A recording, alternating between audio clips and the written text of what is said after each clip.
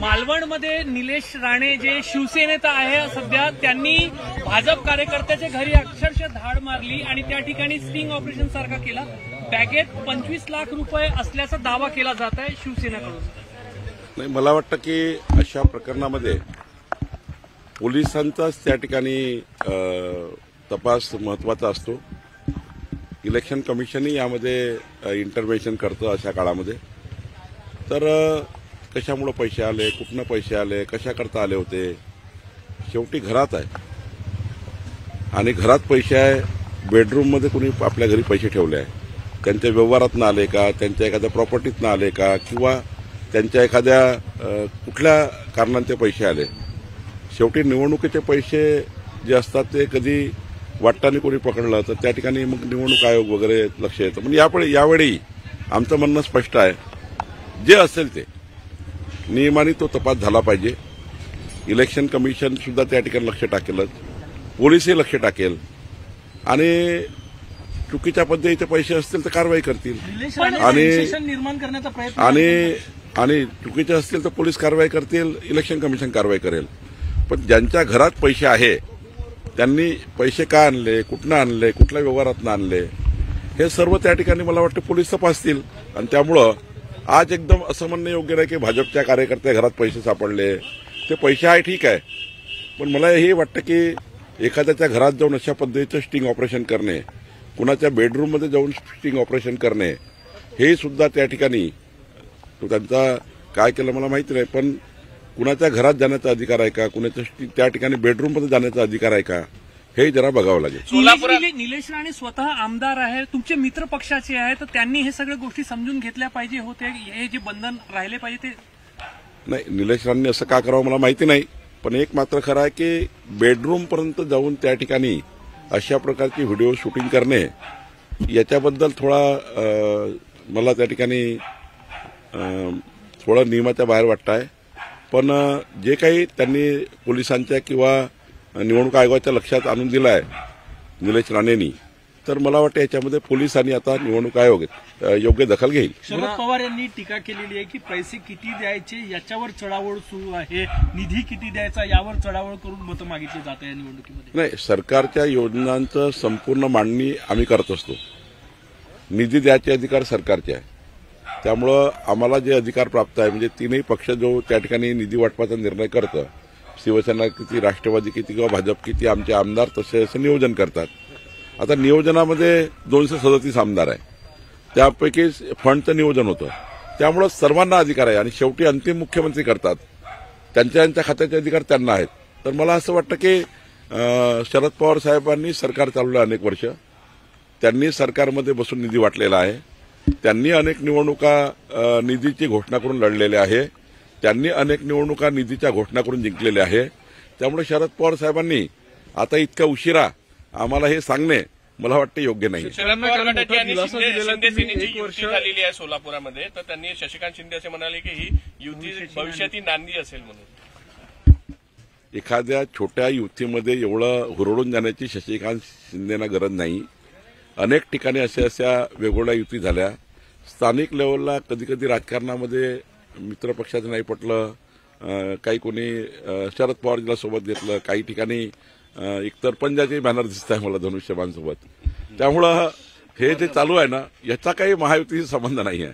आम्ही सर्व नेते वरच्यावर बोलतो आहेत, कालच मी अजितदादाशी बोललो, एकनाथ शिंदे साहेबांशी बोललो, देवेंद्रजी बोलतात आहे। शेवटी लोकल कार्यकर्ते 8-10 वर्षांनी निवडणुकीला समोर चालले आहे आणि हे घोडा मैदान लागलं आहे, त्यामुळं एका पदावर एका वेळी एकच माणूस जाऊ शकतो, त्यामुळं प्रत्येकाला वाटतं मी लढलो पाहिजे। सरकारनं मोठा निर्णय घेतलेला आहे, कर्ज वसुलीसाठी 1 वर्षाची स्थगिती दिलेली आहे, मोठा दिलासा आहे महाराष्ट्रातल्या शेतकऱ्यांना। नाही, आधीपासूनच देवेंद्र फडणवीसजीचं सरकार, आमचं सरकार शेतकऱ्यांच्या बाजूने उभं आहे। मधल्या काळातही आम्ही सांगितलं होतं की जेव्हा अशी परिस्थिती येईल, शेतकऱ्याच्या गळ्याशी येईल, तेव्हा सरकार काही निर्णय करेल आणि म्हणून 1 वर्षाची स्थगिती माननीय मुख्यमंत्री देवेंद्र फडणवीसजींनी दिलेली आहे। आणि आधी या ठिकाणी ठरवलं आहे की 30 जून 2026 पर्यंत ज्या गरीब शेतकऱ्यांना कर्जमाफीची गरज आहे त्यांचाही निर्णय आमचं सरकार करणार आहे। आणि आता मात्र तात्पुरती स्थगिती दिलेली आहे, जेणेकरून कोणीही शेतकऱ्याच्या घरी जाणार नाही, शेतकऱ्याचा कोणी त्या ठिकाणी तगादा लावणार नाही। शेतकऱ्याला आत्महत्येकडे कोणी नेणार नाही याकरता एक कडक पाऊल म्हणजे एक चांगलं पाऊल माननीय देवेंद्र फडणवीसजींनी घेतलेलं आहे. एक निर्णय घेतला वाळू माफियावर सर्जिकल स्ट्राईक आहे, वाळू माफियांवर तुम्ही आणि जागीच परमिट रद्द होईल. करणार, त्यांची परवानगी रद्द होणार आहे. आता परिवहन विभाग आणि महसूल विभाग एकत्र आला आहे. जसं पोलीस आणि महसूल एकत्र होतं, आता परिवहनला आम्ही सोबत घेतलं. मी प्रताप सरनाईकजी यांचे आभार मानतो परिवहन मंत्र्याचे की त्यांनी आम्हाला या ठिकाणी मदत केली.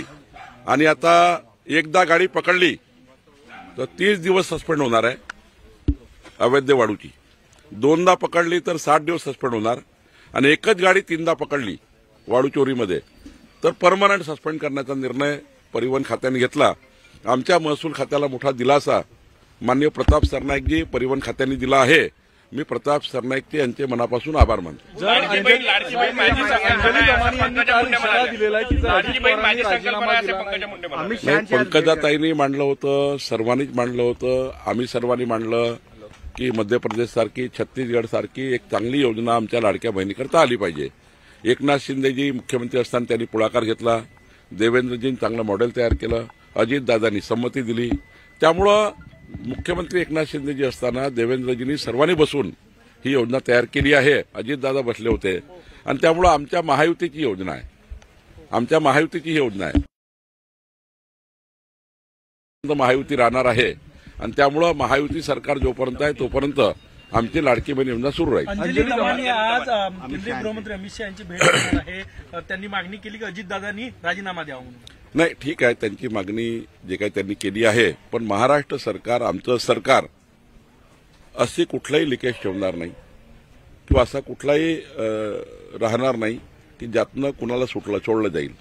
आम्ही या ठिकाणी जी विकास खारगे समिती तयार केली आहे ते प्रामाणिक अधिकारी आहे आणि राज्याचे वरिष्ठ अधिकारी आम्ही या समितीत घेतले. मला वाटतं की ही समिती योग्य पद्धतीने पूर्ण कारवाई करेल. या समितीच्या चौकशीतनं कोणी सुटणार नाही असं आम्ही करतो आहे. काही लोक हायकोर्टमध्ये गेले आहेत, तिथे आम्ही आता उत्कृष्ट वकील उभे केलेले आहेत, उच्चस्तरीय वकील उभे केलेले आहेत, सिनियर वकील उभे केलेले आहेत. काही लोक गुन्हा कॉश करण्याकरता गेले, तिथे आमचे हायकोर्टमध्ये सिनियर वकील आम्ही लावलेले आहे. कोणी सुटणार नाही याची काळजी सरकारने घेतली आहे. मला वाटतं की खारगे समिती साधारण एक त्यांचा जो अंदाज दिसतोय ते 10-15 दिवसामध्ये पूर्ण अहवाल देईल असं मला वाटतं. एसटी महामंडळाच्या लोगोमधून जय महाराष्ट्र हा शब्द निघालाय. अशा पद्धतीची मराठी एकीकरण समितीची तक्रार आहे परिवहन मंत्र्याकडे. त्यांनी का तक्रार केली, काय त्यांना दिसलं मला माहिती नाही, पण त्याचं उत्तर आता मी बघूनच द्यावं लागेल. त्याची माहिती फार मला आता नाही आहे, पण मी तपासतो. ठिकठिकाणी सर हिंसा होत आहे. बीडमध्येही राष्ट्रवादी शरद पवार गटाचे जे जिल्हाध्यक्ष राम खाडे त्यांच्यावर प्राणघातक हल्ला झाला आणि अंबरनाथ भाजप कार्यकर्त्यावर जीवघेणा हल्ला. ठिकठिकाणी अशा घटना घडतात. थोड्या लोकल निवडणुकीमध्ये काही ठिकाणी असे इलेमेंट्स आहेत जे निवडणुकीला गालबोट लावत आहेत.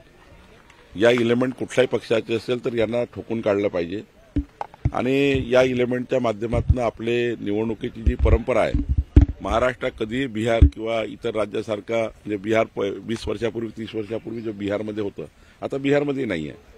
आता देशामध्ये कुठे असे प्रकार नाही आहे, पण महाराष्ट्रामध्ये असे जे इलेमेंट्स आहेत हे जे प्रकार करतात आहे त्यांना त्या ठिकाणी प्रचंड पोलीस त्या ठिकाणी त्यांना जेरबंद करतील आणि सामाजिक वातावरण बिघडवणाऱ्या लोकांना पोलीस त्या ठिकाणी कडक कारवाई करेल असा मला विश्वास आहे.